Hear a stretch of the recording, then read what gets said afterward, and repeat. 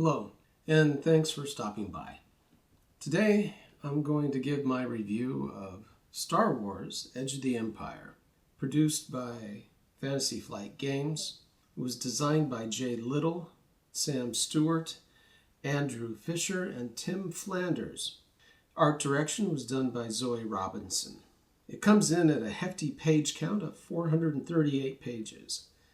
Hardcover, and first and foremost, about the Edge of the Empire is that it's set at least 1 year before the Battle of Yavin, focusing on the action taking place at the fringe of the galaxy, be it the Outer Rim or the Corporate Sector Authority. The index is broken down into playing the game, character creation, skills, talents, gear and equipment, conflict and combat, starships and vehicles, the Force, the Game Master, the Galaxy, Law and Society, Adversaries, and of course the obligatory introductory adventure, Trouble Brewing. The core mechanic of this game is to roll a pool of dice, and if there's at least one success, your character has succeeded. Now, the dice they opted for are all custom. Page 12 of the main book has a table allowing players to convert standard dice to what they call task dice. It should be pointed out that there is in fact an app, and I believe it is for both the Android and iPhones, that will allow you to electronically roll dice instead of having to buy the custom dice, because I know that quite a few people have in fact complained about having to buy custom dice to play this game. You have positive dice, which are boost dice, they're blue D6s, ability dice, which are green D8s, proficiency dice, which are yellow D12s. Now, you have negative dice as well, though. Setback dice are black D6s, difficulty dice are purple D8s, challenge dice are red D12s, force dice are white D12s. And they can represent either the light side or the dark side of the Force. The dice have unique symbols instead of numerical results on them. You have success, advantage, triumph, failure, threat, and despair. Difficulty levels table is found on page 17. The game designers included obligations. These are things like having a bounty on your head, owing Jabba the Hutt a large sum of money because you dumped a load of spice. They're meant to be plot hooks which are reoccurring, but which also the player characters are able to get out from under at some juncture, hopefully.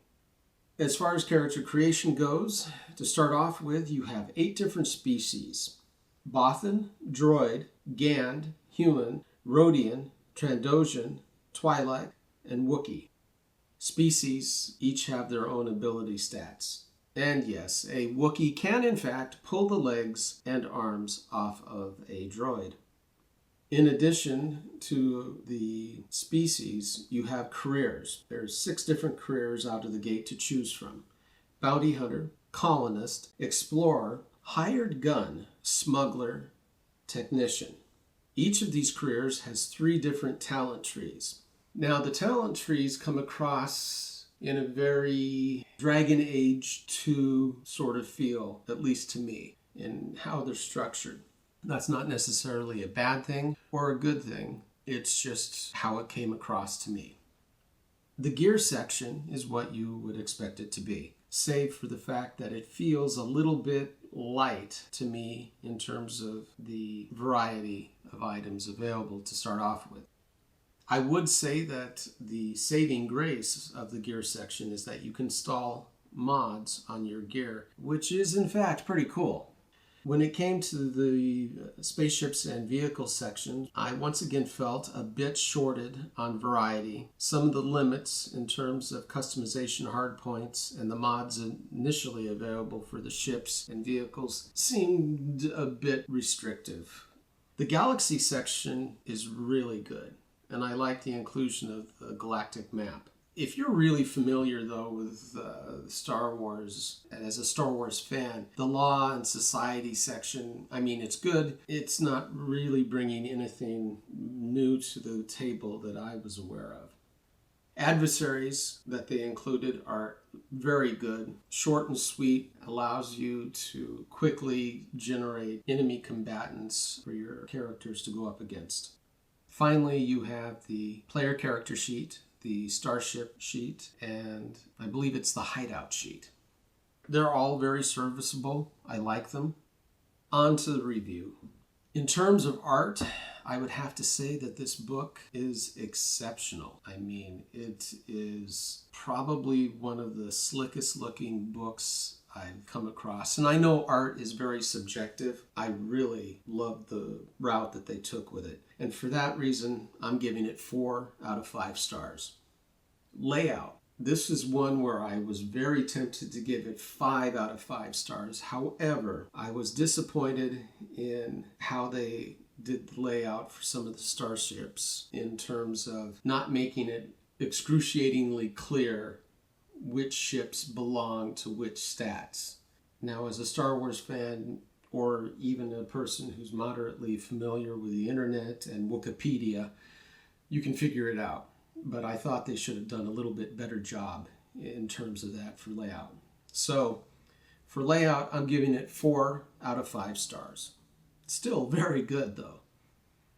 Materials. Now this covers the paper quality, the printing, the binding, and I've had this book now for 2 years. Used it quite a bit, and it is held up immaculately. So for sturdiness and the print quality and the binding, I'm exceedingly pleased with it. So I give it 4 out of 5 stars. Game mechanics.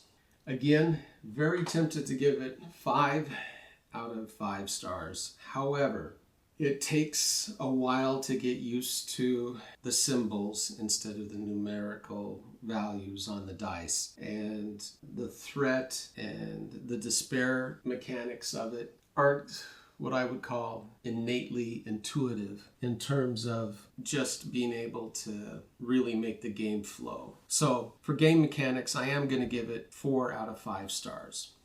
I've already talked about the gear section to a degree. But in all fairness, it should be pointed out that I felt the exact same way about WotC's version of Star Wars and even West End Games' version of Star Wars. That they were all light in gear starting out, starships and vehicles and things like that. And now in later products, they address those issues. But initially, right out of the gate, I wanted a little bit more and I didn't get it. For that fact, I'm going to give the gear section 3 out of 5 stars. The setting.